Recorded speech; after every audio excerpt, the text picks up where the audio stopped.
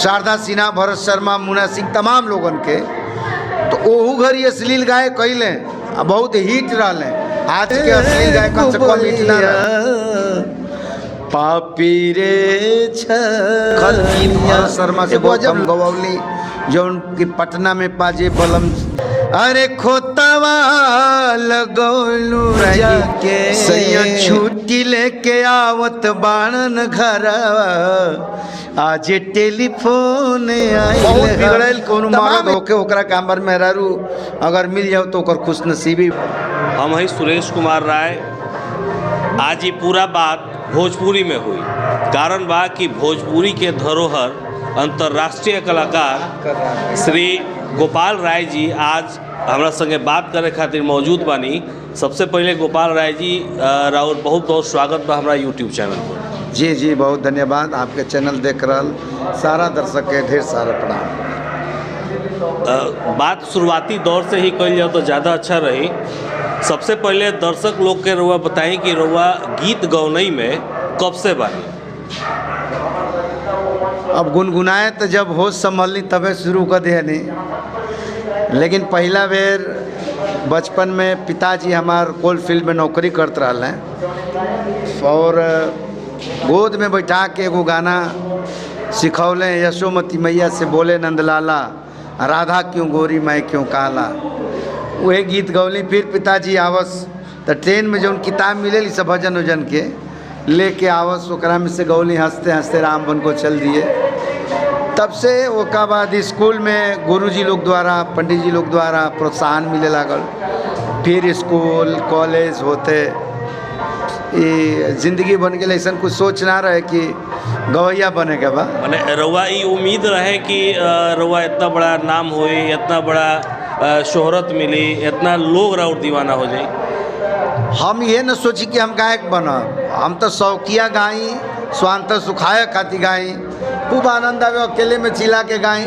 लेकिन स्कूल में गुरुजी लोग 15 अगस्त 26 जनवरी कोनो एनुअल फंक्शन होके खड़ा करके गवाह जा, सराहत जा। तो ऐसे ही धीरे करत करत गांव के ही गुरुजी हमार श्री परशुराम प्रसाद केसरी मिल गई, जे आकाशवाणी के गायक रहनी लोकगीत के, वहाँ का रचनाकार भी बोल रही। वहाँ के संसर्ग में गावे बजावे शुरू कर देनी। 5 साल आकाशवाणी में संग गौली। फिर उसके बाद भरत शर्मा से मुलाकात हो गई 1996-99 में। तब ओकरा बाद अब धीरे धीरे वो रास्ता बनत चल गई और जाने अनजाने में गवैया बन गई। लेकिन इना सोचल रहनी कि इतना लोगन के प्यार में राउर गीत सुन के ये महसूस होला कि रउआ संगीत के शिक्षा भी ले बनी। एमे का सच्चाई बा? सच्चाई बाटे कि शिक्षा लेवे के प्रयास कैले बनी। हम संगीत प्रभाकर कैले बनी, बाकी बहुत शास्त्रीय संगीत में कुछ अर्जित ना कर पौनी, सीख ना पौनी। चूँकि जब एडमिशन लेनी तो फर्स्ट ईयर में रहनी तो कुछ समझे में ना आवे कि संगीत कैसे सीखल जाता। सेकेंड ईयर में गुरुजी के मतलब गुजर गए, 2 साल ऐसे ही गुजर गए। फिर ओकरा बाद प्रोफेशनली गावे लगनी जा। लेकिन कहीं ना कहीं ईश्वर की कृपा, माई सरस्वती की कृपा और संस्कार के देन बाटे कि ऐसा गावत है।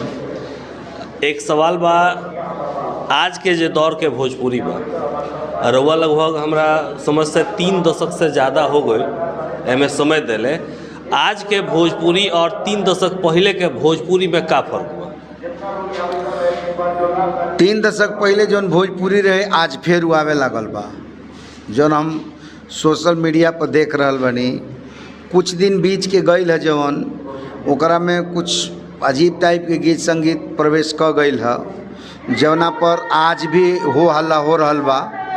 लेकिन यूट्यूब पर या फेसबुक इंस्टाग्राम पर देखते नहीं कि लोक संगीत फोक के खासकर कुछ लड़कियां आ रही हैं और लोग फिर उसी तरफ जा रहे हैं और आपन खाटी माटी के गीत संगीत जोन बाटे वापस आ रहल बा। ये हमरा विश्वास बा। रउआ मानता नहीं कि बीच में जो दौर अश्लीलता के भोजपुरी में अचानक से हावी हो गई वो दौर अब बीत रहल बा?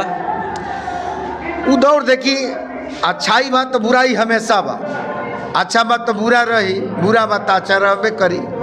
मामला इजामा कि रउआ ज़्यादा बात कौना चीज़ के करतनी, चर्चा कौना चीज़ के करतनी। अगर रउआ सलील गीतन के चर्चा करब, बात करब, जब रिकॉर्डिंग शुरू भई, जब ऑडियो कैसेट वगैरह आवे लगल शारदा सिन्हा, भरत शर्मा, मुन्ना सिंह, तमाम लोगन के, तो ओहू घड़ी अश्लील गाय कैले बहुत हिट रहले। आज के अश्लील गायकन से कम हिट ना रहले, लेकिन लोग चर्चा अच्छा गाना के करे, अच्छा गौया के करे। अंतरी बाकी खराबकने पर ज़्यादा सवाल होता, खराबकने पर ज़्यादा बात ही होता, अच्छा के तरफ ध्यान लोगन के नहीं के। बस रउआ एगो कलाकार बनी, जैसे कि राहुल बहुत सारा फैन बा, तो कलाकार होके के नाते रउओ तो केहू के फैन होके। आज दर्शक के बताए कि रउआ कौना कलाकार के फैन। हम देखिए बचपन से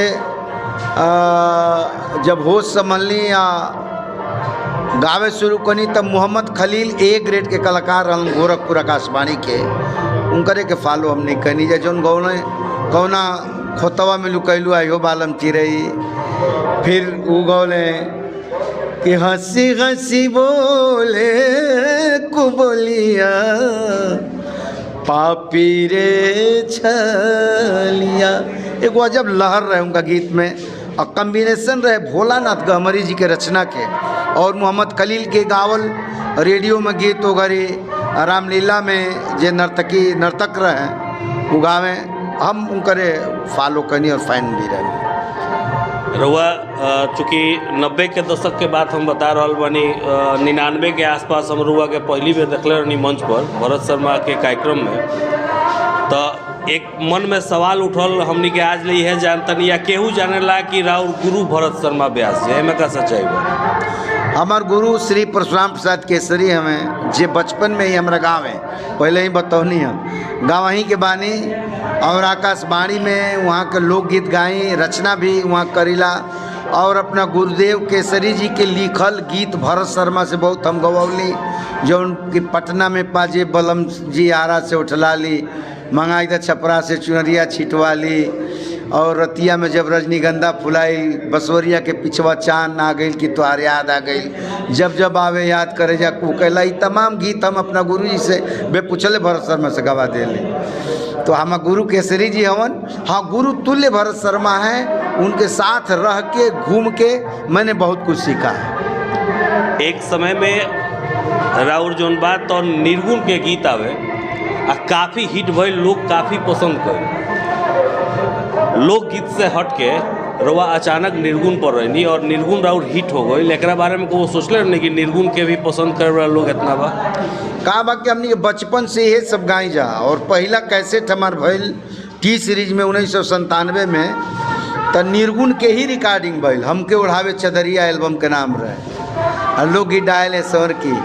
तो जौन भी कंपनी होके ना, जौन भी कंपनी के डिमांड आवे कुछ गावे के, तो पहला रहे कि निर्गुण आपको गाना है, चाहे वेब कंपनी हो के, टी सीरीज हो के, चंदा हो के, निर्गुण के डिमांड शुरू से लेके अब तक हमनी के रहल बाटे, और ओकरा में काफ़ी गावे में आत्मा से गाई ले जाए हमनी के, आज भी आनंद आवेला। बात निर्गुण के होता तो हम चाहेब कि दर्शक के रउआ आपन पसंद के एगो निर्गुण सुना दी। अब देखी कोनो व्यक्ति के अगर 4 गो लड़का बाँस तो ओकर पसंद तो कुल लड़कवने से प्यार करी, हमारा खातिर हमार हर गीत प्यारा बाटे, लोगन के का पसंद पड़ गई लेकर कोनो ठिकाना नहीं है, लेकिन ज़्यादातर लोग सुनल हमारे को निर्गुण कि कवना बिरछिया चिरई अरे खोतवा लगौलू जाके, सुन कई के आंगना हमार हो, उड़ गईलू पखिया पसार हो, और तमाम सिनरैनी भी बहुत निर्गुण गौले बनी जाए। अभी सोशल मीडिया पर एगो राउर गाना बहुत ट्रेंड करते, मने कहल जाओ कि एक बार फिर से जन्म हो गई तो कोनो मने गलत बात ना हो। रउआ को वो सोचले रहनी कि वो गाना हिट तो खैर पहले ही से बा, सुपर हिट बा, लेकिन ए बेरा जो नया जनरेशन बा और ओकरा के लेके रील बना होता, ई रुआ को वो उम्मीद रहे कि जो जनरेशन जैसे बीच में जो गैपिंग हुआ था कि अश्लीलता हावी हो गई थी, तो आपको कभी ये उम्मीद थी कि आपका ये गाना अचानक से ट्रेंड कर जाएगा? देखिए वो एल्बम रहे मन से दुआ भागल, आई गाना बाटे हिलोर मारे जौना पर लाखों लोग रील बनौले बा। हम धन्यवाद देतनी उस तमाम कलाकार लोगन के लोगन के जे पसंद कैल। हम पहले ही कनिए संस्कार से जुड़ल, माटी से जुड़ल लोक संगीत जब गवाई तो वो 20 साल बाद ना सैकड़ों साल भी ट्रेंड में रही। और माटी से जुड़ल गीत है, ओकरा के बड़ी मेहनत से बनौले रहनी जब वो एल्बम के। अब वो में गाना एगो रहे कि सैया छुट्टी लेके आवत बाणन घर, आज टेलीफोन आइल हा। तमाम ऐसा गीत बा जौन मेहरारू झूमर में और जाने ली सना कितना मेहरारू तक की गावल के कर, लेकिन आंगन में बियाह में शादी में बार बार उतरता मुंडन बा तो मैं ट्रैक्टर पर गावत जा तड़ी सा, तो परंपरा से जुड़ गई। तो ए तरह के गीत आज भी गावल जाई तो भविष्य में वो परंपरा से जुड़ जाई, हमेशा गवात रहे। आज राउर गीत अब ट्रेंडिंग के बात होत रहा, फिलहाल रउआ नया रिकॉर्डिंग का होता और नया गीत का होता राउर, जैसे काफ़ी लंबा समय से जौन बा हमनी के तो मंच शेयर रउआ करते देखत जा, लेकिन राउर नया गीत कोनो आवे वाला बाकी ना?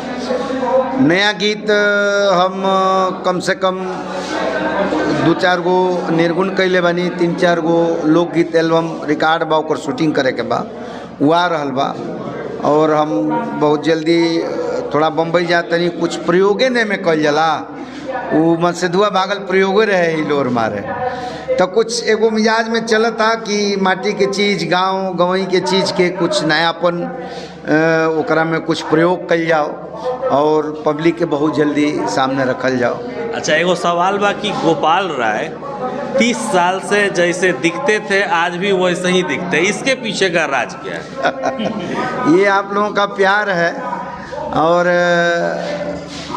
अब का हम कह सकिला, लेकिन रउआ कहत नहीं तो मन बढ़ता हमार, हम ठीक लागत नहीं, अच्छा लागत हमरा के। और गीत संगीत में जे रही वो स्वस्थ रही और ठीक रही, जहाँ तक हमार विश्वास बाटे।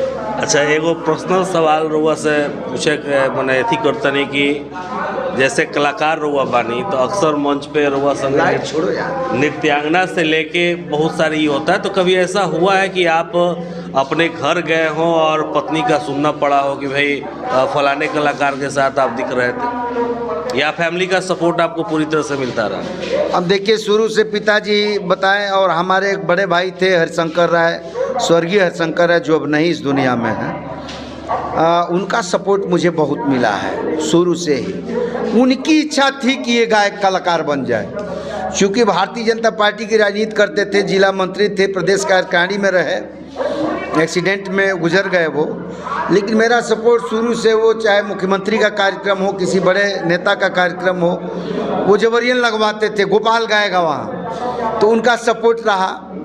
मेरी माँ चाहती थी कि मैं पढ़ लिख के कोई नौकरी कर लूँ, बाकी पूरे हमारे 4 भाइयों का, पिताजी का, बड़े भाई ने ही नींव रखा अखिल भारतीय भोजपुरी विकास सेवा संस्थान का, जिसके अंतर्गत गढ़ा विकास मंच उप समिति है। हम लोग गढ़ा महोत्सव कराते हैं, देश के सबसे बड़ा महोत्सव आज 22 साल से, तो उस मंच से भी बहुत सपोर्ट मिला, भाई साहब का बहुत सपोर्ट रहा। और प्रभु की कृपा से और आप लोगों के आशीर्वाद से हमारी पत्नी अगर बहुत बिगड़ल कोनो मर्द होके ओकरा के हमर मेहरारू अगर मिल जाओ तो ओकर खुशनसीबी बाटे।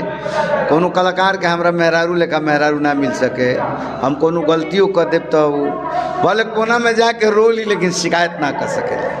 तो जब इतना रुआ बता देनी तो एक बेर भाभी जी के तनी नाम भी बता दी। निशा नाम है, निशा राय हमरा पत्नी के नाम है। एगो दौर रहे जब रिकॉर्डिंग हम करी 8 गाना के एल्बम करी, तो हम अपना पत्नी से सलाह ली, जैसे 10, 20, 50 वो गाना लेके फाइल रात के बैठ जाई, उनमें छाटी कि कौन 8 गाना गावे के बा, तो उसमें सब मेरी पत्नी सलाह देती थी कि हे गाना के गाई इन गाना बा, वही गाना बड़ी अच्छा बाटे, तो सपोर्ट करती थी हमारी पत्नी और आज भी सपोर्ट करती है।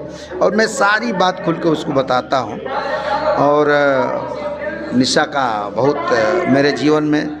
मेरे बेटे बड़े बड़े हैं, चूँकि छोटे पर ब्याह हो गए। जब 10 में पढ़त रहनी तबे ब्याह हो गई, 15-16 साल के रहनी था। ब्याह कैले 30-32 साल हो गए। लड़का में ब्याह संगे संगे हो गई। अब ब्याह भइल हम तो मतलब ई ना जनत रहे कि हम ब्याह होता। अब जनाइल कि हम सहबलिए जाता नहीं, ब्याह के होरी के होतो के। अब वो घरी तो जीप उप चले ब्याह भइल तो 89 में 10वीं क्लास में रहने हम। और पिताजी आगे बैठल घर तो दूल्हा बैठा तटे बन के पूरा। हमारे पिताजी आगे, हम डिक्की में रहनी, लैकन संग खेलत रहने। जब नज़दीक आयल हमारे ससुराल तो पिताजी डटलन, लैकन संग हल्ला करतन कि चुप रहो, तो ब्याह हो तो जना देखे चुप रहो। तो शादी हो गया बचपन में और लड़कपन में ही।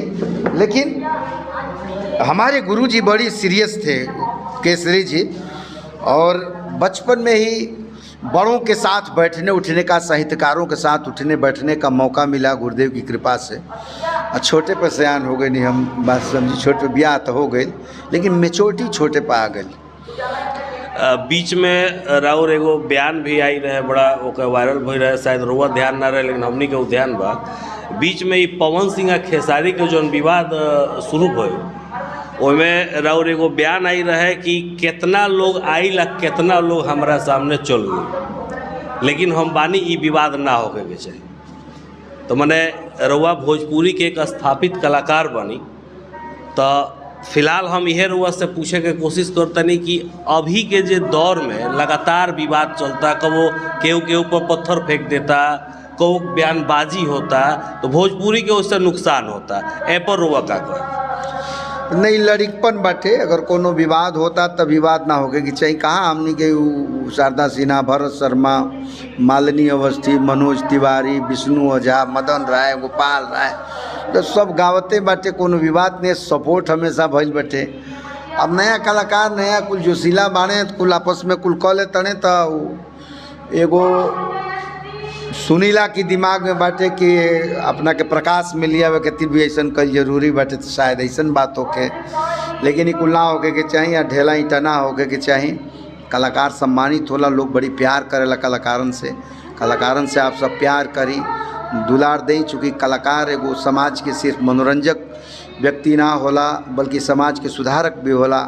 समाज के कुरीतियन पर कलाकार चोट करेला। जब जब सीमा पर लड़ाई लड़ेला तो अपना सैनिकन के उत्साहवर्धन खातिर कलाकार गावेला, कलमकार लिखेला। तो इससे कलाकार के बड़ी सम्मान के निगाह से हमेशा देखल जाएगा चाहे।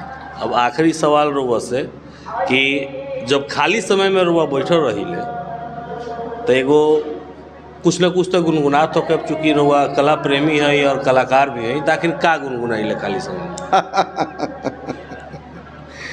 अभी कोनो नियत क्लियर नहीं कि ये गाना हम गुनगुनाता नहीं, लेकिन अब केहू ना केहू दूसरा के अच्छा गीत कोनो बाटे। चूँकि मंच पर तो हम अपने गाना गाइला, तो बहुत लड़का भी आज बाने जे अच्छा गीत गावत रहे, और केहू के मन भाग गइल बा कोनो गीत तो गुनगुनाइला वो गीत के। या पापा जी और चाचा उचा बचपन में जौन गीत गाओ जा, कभी कभी बड़ी याद करीला कि हमारा कलेक्शन। अब जाके आजो पापा ऐसे कहले, पापा जी जब रामायण में तो हम लोग गावो जा, हम छोट रही तो वो गानवा कैसे है। जैसे बतौले एक दिन हाल ही में कि सुंदर तनवा माटी के ए सोना के गहना का होई। तो ये तरह कुल पुरान गाना जब दिमाग पे आवेला से तो गुनगुनाइला, तुरंत बुढ़ऊ लोग के पहुँचीला कि हमारा चाहे वो हम रिकॉर्ड भी करीला। चलिए, तो अंत में हमारा चैनल के माध्यम से रुआ भोजपुरी दर्शक के अगर कोनो संदेश बात जरूर दी। बस ये संदेश बाटे भोजपुरी दर्शक से लेके भोजपुरी कलाकारन लोग के कि समाज में साफ सुथरा गीत गाएं और स्वस्थ रहें, मस्त रहें और स्वस्थ गीत गाएं। चलिए, बहुत बहुत धन्यवाद गोपाल राय जी, अपन कीमती समय दिलक। बहुत बहुत धन्यवाद आप।